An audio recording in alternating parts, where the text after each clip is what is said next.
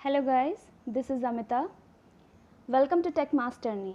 This is a series of ESE General Studies. General Studies, a very important part of prelims and along with it, very unpredictable. You cannot guess what's gonna come. So, it's better to have an understanding and my duty will be to create an understanding of the subject and clarity of the subjects. Okay, the first subject we are going to take is the standard of quality practices and we will study about it. My video will be bilingual. So let's start it. अब हम बात करते हैं reliability के बारे में. What is reliability? Reliability is nothing but आपने कोई भी प्रोडक्ट खरीदा है वो कितने टाइम तक सही कंडीशन पर काम करता है, जितने स्पेसिफिकेशन आपको कंपनी ने बोले हैं क्या वो उन स्टैंडर्ड्स पर काम कर रहा है. देखिए समय के साथ तो हर एक चीज़ ख़राब होगी लेकिन अगर उसकी टाइम वारंटी 2 इयर्स है तो 2 इयर्स तक तो उसे प्रॉपर काम करना ही चाहिए. तो that thing is known as reliability. If you see the formula of reliability you will find at time zero, मतलब आप अभी खरीद कर लेकर आए हैं तो उस टाइम पर रिलायबिलिटी कैसी होगी? 100% ही होगी क्योंकि आपने अभी ख़रीदा है, उसको अच्छे से चेक करके तभी आप खरीद रहे होंगे ना. तो आपकी at time zero the reliability is 100%. Next, the series connection.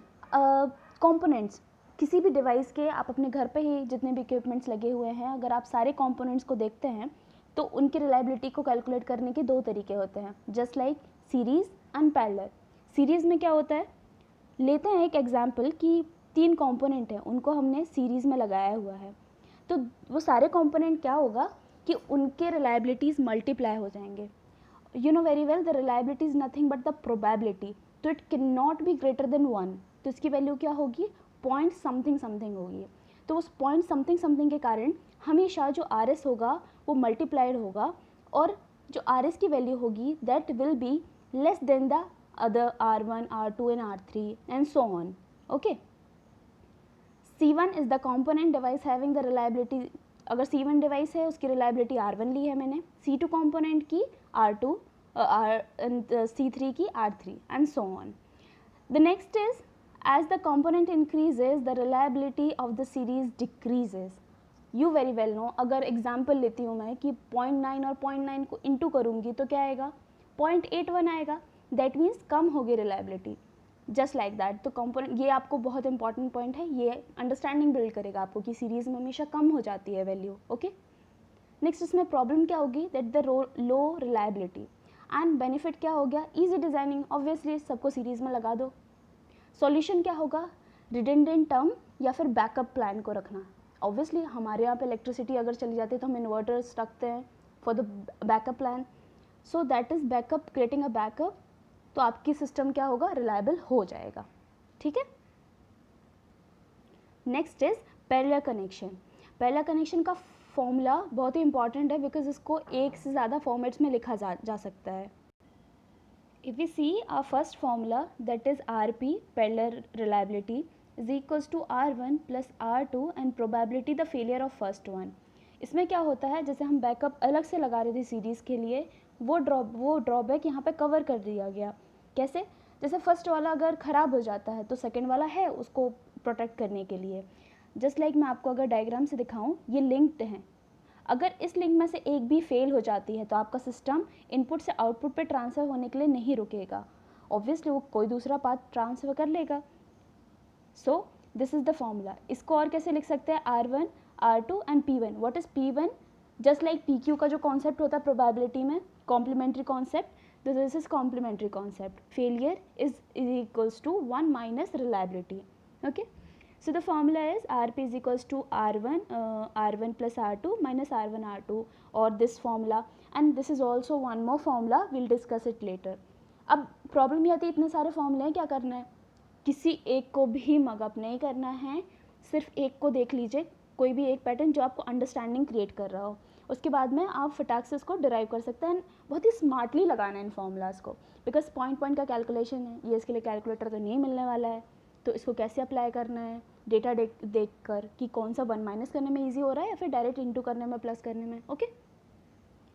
Next is important point. ये बहुत ही ज़्यादा इंपॉर्टेंट पॉइंट है.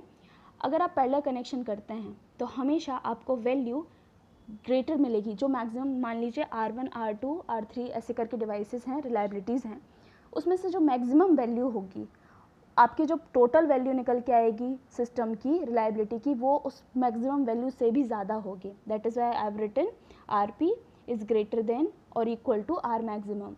And in this case of series, मैंने जैसे आपको बताया था 0.9 को इंटू करेंगे तो 0.81 आएगा, तो उसकी जो मिनिमम वैल्यू होगी रिलायबिलिटी की, उससे भी इक्वल या फिर कम वैल्यू आएगी अगर आप टोटल सीरीज़ पर निकालोगे. सीरीज़ ईजी है इम्प्लीमेंट करने के लिए, लेकिन अगर रिलायबिलिटी के टर्म्स में बोले तो बिल्कुल भी अच्छी नहीं है ऑब्वियसली, तो बैकअप तो लगाना ही पड़ेगा. अब पहले अगर अच्छी है तो केसेस क्या हो गए कि जितने ज़्यादा कंपोनेंट्स आप लगाएंगे उतनी ज़्यादा आपकी रिलायबिलिटी बढ़ती जाएगी. ओके, क्योंकि ऐड ऑन हो रही हैं चीज़ें. Now the second formula I told you ना, I will tell you a special formula. This is special formula. अभी अगर आपका R1 और R2 सेम रिलायबिलिटी ले रहे हैं तो उसमें आपका सिंपल ये फॉर्मूला हो जाएगा. मैनी ऑफ टाइम्स आपको बहुत बड़ा बड़ा अगर कैलकुलेशन रहता है तो you can put this formula and calculate it. और इसमें मैंने कुछ अलग तो रॉकेट साइंस नहीं किया है, R1 R2 लिया है, देन उसमें वैल्यू पुट कर दिया है, you can own derive it. But it's better to इतने बार प्रैक्टिस कर लो ना कि हाथ में वो फॉर्मूले आ ही जाएँ. ज़रूरत ना हो आपको कि डिराइव करने बैठे हैं, इतना टाइम तो होता भी नहीं है कि आप डिराइव करने बैठो, सेकेंड्स में आंसर निकालना होता है. Okay, will see the next slide. Next is the question which is very important, because theory आप जितनी भी पढ़ लो, आपके कॉन्सेप्ट क्रिएशन तभी होगा जब आप क्वेश्चंस लगा कर देखेंगे. ठीक है, स्पेशली फॉर्मूला बेस्ड जितने भी कॉन्सेप्ट्स होंगे. A system has the component C1, C2, C3 in series with the individual reliability R1, R2, R3, और उसके लिए डायग्राम ये दिया हुआ है given. If the parallel system similar to the above system is design, then the reliability of the whole system is. So we need to calculate it.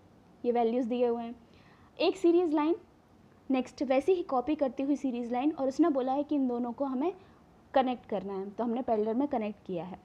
अब obviously ये common sense है कि पहले हम क्या करेंगे, इन रिलायबिलिटीज़ को R1, R2, R3 सीरीज़ वाली जो हैं उनको हम क्या करेंगे, कैलकुलेट करेंगे.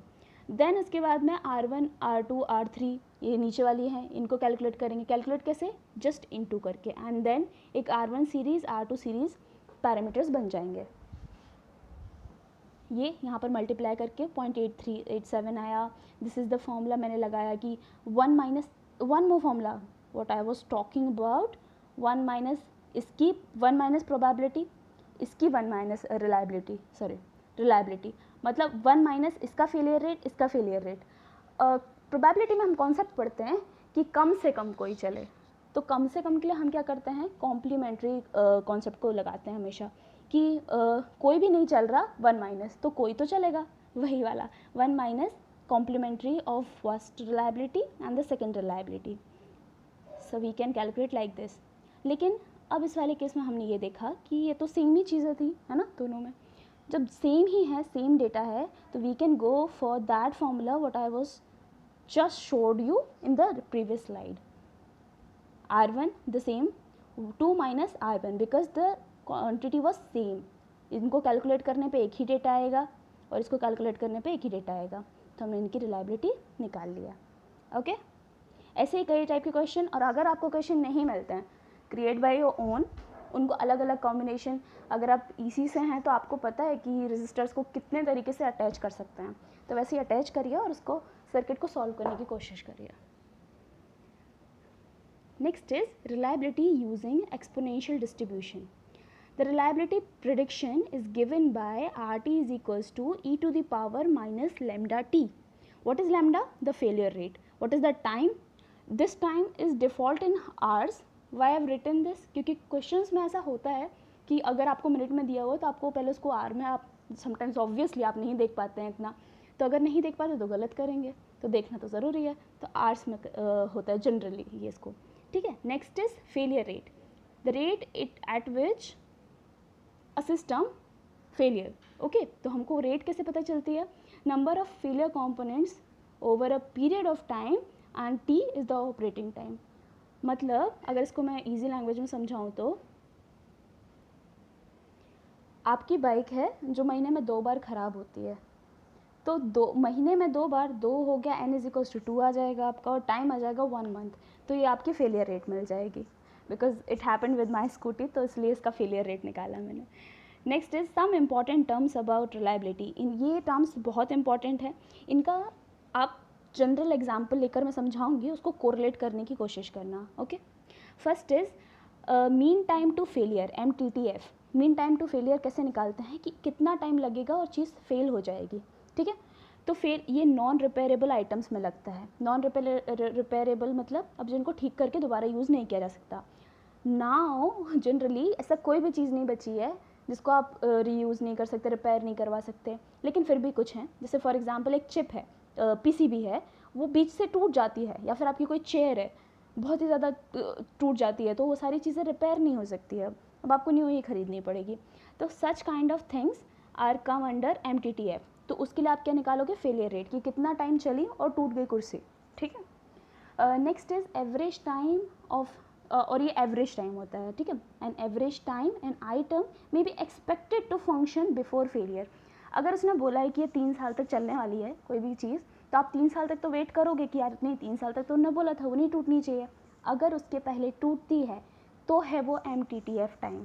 Okay, next is MTBF, mean time between failures. अब ये किसके लिए होगा, जैसे बिटवीन फेलियर्स मतलब एक बार फेल हो गई, मैंने सुधरवाया, फिर दूसरी बार फिर से ख़राब हो गई वो, तो इन दोनों के बीच में क्या टाइम था वो मेरा क्या बताएगा, और ये बताएगा MTBF. और ये अप्लाई किया जाता है रिपेयरेबल आइटम्स के ऊपर. ओके, जस्ट लाइक गाड़ी का एग्जांपल, आपने खरीदी, बहुत साल हो गए, पुरानी हो गई, आपने रिपेयर करवाया, ख़राब हो गई, आपने रिपेयर करवाया, फिर 2 महीने बाद फिर से ख़राब हो गई, फिर आपने रिपेयर करवाया, तो ये क्या कहलाएगा आपका MTBF. वो जो आप टाइम निकालेंगे उससे आपको पता चलेगा कि अब इसकी ज़िंदगी हो गई है कि नहीं हुई है.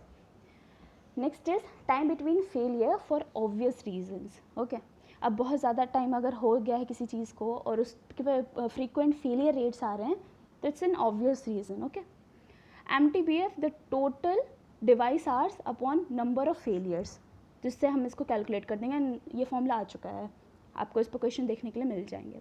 MTTF total operating time upon number of units taken under test. अब आप कितने यूनिट्स के लिए निकाल रहे हैं और उसका टाइम कितना है ऑपरेट करने का. एक फ़ोन के अंदर ही अगर आप एक एक कंपोनेंट का, लाइक चिप का, बैटरी का, इन सब का अगर कैलकुलेशन कर रहे हो, तो MTTF ऐसी चीज़ें जो रिपेयर नहीं होने वाली है. अब आपने देखा कि यार ये तो इतने टाइम चली, बैटरी तो इतने टाइम चली, अब दूसरी खरीद के लेकर आनी है. Okay, so will see the next one. Next is mean time to repair. Okay, अब रिपेयर में कितना टाइम लगता है. मैंने गाड़ी का ये एग्जांपल एज इट इज़, तो गाड़ी बिगड़ गई, मैंने उसको रिपेयर में भेजा, अब वो रिपेयर करके आने के लिए मुझे 5 दिन लग गए, वो 15 दिन और चली और फिर से बिगड़ गई. मतलब हर 20 दिन में अगर वो बिगड़ रही है तो 5 दिन वो सुधरने के लिए गई, 15 दिन वो चली और फिर से बिगड़ गई, तो 5 दिन तो भी कैलकुलेट हो गए, कितना टाइम मुझे रिपेयर करने में लग गया. ओके, तो इस तरीके से हम निकालते हैं. तो ये क्या होता है, MTBF मतलब between the failures is the sum of, एक बार फेल हो गई, ठीक है, आपकी गाड़ी थी, आप चला रहे थे, न्यू लेकर आए थे, कई साल की हो गई, लेकिन आज तक कभी ख़राब नहीं हुई थी, फिर सामने वो एकदम से ख़राब हो गई, आपने रिपेयर करवाया, फिर से आपने कुछ दिन चलाया, फिर रिपेयर करवाया. ये सारा टाइम खरीदने से लेकर उसको आप जब तक रिटायर नहीं कर देते तब तक का सारा टाइम कहलाएगा आपका MTBF. ओके, तो ये फॉर्मूला इंपॉर्टेंट है कि MTBF is equals to MTTF plus MTTR. And this formula T1 time, तो सबका रिपेयर टाइम क्या क्या क्या कितने बार रिपेयर करवाया, आपको बाद में पता चले ना कि आपके जितना खरीदने पे नहीं लगा था खर्चा, उतना ज़्यादा आपको उसको मेंटेन करने पे लग गया. लाइक स्पोर्ट्स बाइक खरीद के गंदी रोडों पर चला रहे हैं, तो उसका मेंटेनेंस ही इतना ज़्यादा लग रहा है कि आप उसको तो उतना यूज़ भी नहीं कर पा रहे, उसका वही महंगा पड़ गया. ठीक है, मेंटेनेंस ही ज़्यादा महंगा पड़ गया. Next, this one is very important formula, lambda. Failure rate कैसे निकालेंगे आप, 1/MTTF. ओके, और रेट है, हमको तो ये पता ही है, रेट और टाइम का एंटी प्रोपोर्शन रहता है. Next is lambda and MTT. अब ये मैंने आपको बताया था टाइम टू फेलियर किसके लिए होगा, जो रिपेयर नहीं हो सकती, और बिटवीन द फेलियर्स किसके लिए होगा, जो रिपेयर हो सकती हैं. ठीक है, next we will talk about very important concept, bathtub curve. Okay, तो इसमें क्या होता है, इसमें अपन बेसिकली बात करते हैं life time of a population of products. अब आप अपने फ़ोन की चिप के बारे में बता नहीं सकते, क्योंकि we generally talk the quality in the production, उसमें कितना हो रहा है. तो आपकी लाइन पर अगर चिप्स बन रही हैं तो आप ये जाके देखेंगे कि कितने फेलियर हो रहे हैं, क्या हो रहा है, कितने टाइम के बाद में वो चीज़ ख़राब हो जाती है कस्टमर के पास जाने के बाद में। ओके, तो ये सारी चीज़ों को हम देखते हैं। और it's a relative failure rate. Relative क्यों? क्योंकि 3 जोन पे आपने डिवाइड कर रखा, तो आप खुद ही ग्राफ पे बना रहे हो, ग्राफ में बनाओगे तो वैसे ही रिलेटिव हो जाएगा कि आप टाइम के साथ में जैसे 2 एक्सेस लेकर रखा हमने कि कंपोनेंट की एज और लाइफ क्या होती है और फेलियर रेट क्या है। ठीक है, तो 2 एक्स एक्सेस और वाई एक्सेस पे ले लिया आपने। Sorry, next is this bath, this tub curve. हाँ, will talk about it. As I have told you कि ये सारी चीज़ों को हम प्रोडक्शन में देखते हैं, तो हम स्टार्टिंग में देखेंगे कि मैन्युफैक्चरिंग प्रोसेस में जो रन इन फेज़ होता है वो हमारा मैन्युफैक्चरिंग प्रोसेस होता है, उसमें कितनी चीज़ें ख़राब होती हैं। ये ग्राफ क्या है, जो स्टार्टिंग आपकी फ़ेज़ है वो डिक्रीज़ हो रही है, ख़राब होने की जो रेट है वो कम होती जा रही है। कैसे कम हो रही है? देखो, सबसे पहले आपने गलतियों से सीखा, अपनी गलतियों से। आप मैन्युफैक्चर कर रहे हो चिप, आपने देखा कि इम्प्योरिटीज़ आ रही हैं चिप में, तो आपने फिर उसको सुधारा, नेक्स्ट उसके अंदर उससे बेटर डिज़ाइन बनाई, उससे बेटर डिज़ाइन बनाई, तो दैट मीन्स क्या है, उसके फेल होने की रेट कम होती जा रही है। यू कम टू नो ना कि क्या क्या गलतियाँ हो रही है प्रोडक्शन में, तो आप उसको ठीक करते जा रहे हो, तो आपकी क्या होगा, फेलियर रेट कम होता जाता है। उसके बाद में क्या आता है, एक यूज़फुल लाइफ आती है किसी भी चीज़ की। उन्होंने क्या बोला कि हाँ, अब एक सेट स्टैंडर्ड टाइप का बन गया है, अब इसको हम मार्केट पे चलाते हैं। अब फिर वो चल गई, वो सही सही टाइप का चल रहा है कॉन्स्टेंट फेलियर रेट के साथ में। देन इसके बाद में अब तो वो टाइम आएगा ही, वियर आउट टाइम की बात करते हैं, तो ये क्या हो गया कि अब एज हो गई किसी भी चीज़ की, तो एज के कारण हो सकता है, या फिर हो जाए कि अब उसमें हम मेंटेनेंस उतने अच्छे से नहीं कर रहे हैं उसका। तो ये सारी चीज़ें अब हम इनको और थोड़ा डिटेल में समझते हैं। लाइफ स्टेजेस, सबसे पहले इन्फेंट मोर्टैलिटी बोलते हैं, जैसे हिंदी में से शिशु दर भी बोलते थे ना, शिशु मृत्यु दर, कि इसमें क्या होता है कि स्टार्टिंग में इनिशियल फेज़ में जब ढंग से प्रिपेयर नहीं हो पाई कोई चीज़, तभी कितने ज़्यादा फेलियर रेट आ रहे हैं। तो इसके वर्ड्स भी हैं, क्योंकि ये वर्ड्स, एक्स्ट्रा वर्ड्स याद रखना ज़्यादा इंपॉर्टेंट है, समटाइम्स इस पर क्वेश्चन आ जाए। तो अर्ली फेलियर, डीबगिंग स्टेट, मतलब प्रॉपर प्रिपेयर ही नहीं है। मैंने आपको बोला ना, कोई आपसे पूछे कि क्या है, तो ये मैन्युफैक्चरिंग स्टेज है, stage 1। Okay, next is failure rate decreases with time. ठीक है, मैंने बता दिया कैसे। Next is useful life. अब यूज़फुल लाइफ क्या हो गया कि जितने में हम उसको प्रॉपर उसकी पूरी प्रोडक्टिविटी ले रहे हैं, किसी प्रोडक्ट की हम यूटिलाइज कर रहे हैं उसे, इसको मिडिल स्टेज बोलेंगे। कांस्टेंट फेलियर रेट हो जाता है क्योंकि उतने ख़राब नहीं होते। ठीक है, जनरली इसको, ये जो आपका बार टर्व कर्व है, इसको हम लाइफ किसी प्रोडक्ट की, आप इंसान से भी कोरिलेट कर सकते हैं एक्चुअली, तो इन प्रोडक्ट की बर्थ टू डेथ तक की जो जर्नी है इस बात कर्व में डिफाइन की जाती है। ठीक है, तो यूज़फुल लाइफ एज जैसे चलता है, तो कांस्टेंट फेलियर रेट है and most significant for the reliability production. Why? Because आपने जो मैन्युफैक्चरिंग की कमियां थी वो आपने दूर कर दी। ठीक है, तो अभी तो ऐसी कोई चीज़ नहीं बची जो कि जिसका बहाना लेकर आप बोलो कि चीज़ ख़राब हो गई हमारी। और वियर आउट में क्या होता है कि आप बोलोगे कि एजिंग हो गई अब इसकी, तो ये ख़राब हो सकती थी, लेकिन जो बीच का टाइम है उसमें आपकी रिलायबिलिटी अच्छी होनी चाहिए, इसी के बेसिस पर आप जज करोगे किसी भी प्रोडक्ट को। Okay, next is wear out time. अब वियर आउट टाइम में क्या होता है कि आपका फेलियर रेट इंक्रीज़ करता है टाइम के साथ में। ऑब्वियस सी बात है कि जैसे जैसे किसी चीज़ की एज बढ़ती जाएगी तो वो ख़राब होता जाएगा। then happens due to the aging and the lack of maintenance। हाँ, समटाइम्स मेंटेनेंस, आप पुराने रेफ्रिजरेटर्स और ये सारी चीज़ों को अगर आप ढंग से उसको मेंटेन नहीं करके रखेंगे तो वो ख़राब हो जाएंगे। समटाइम्स मे भी अपनी लाइफ के पहले ख़राब हो जाएंगे अगर आप मेंटेन नहीं करोगे, और मेंटेन करोगे तो जो उसका प्रॉपर टाइम होगा वहाँ तक सर्विस देकर वो फिर ख़त्म हो जाएगी। सो hope you like all the concepts of quality. मैंने कोशिश की है कि बहुत ही ईजी तरीके से बताया जाए, क्योंकि मेरा पर्सनल एक्सपीरियंस ये रहा है कि टेक्निकल सब्जेक्ट्स थोड़ा टफ होते हैं और हार्ड इंग्लिश उसको थोड़ा और ही टफ बना देते हैं। तो अंडरस्टैंडिंग के लिए Hindi is better. So I have tried to attach the normal example of daily life. So hope you like everything. So do like, share and subscribe my channel. Thank you.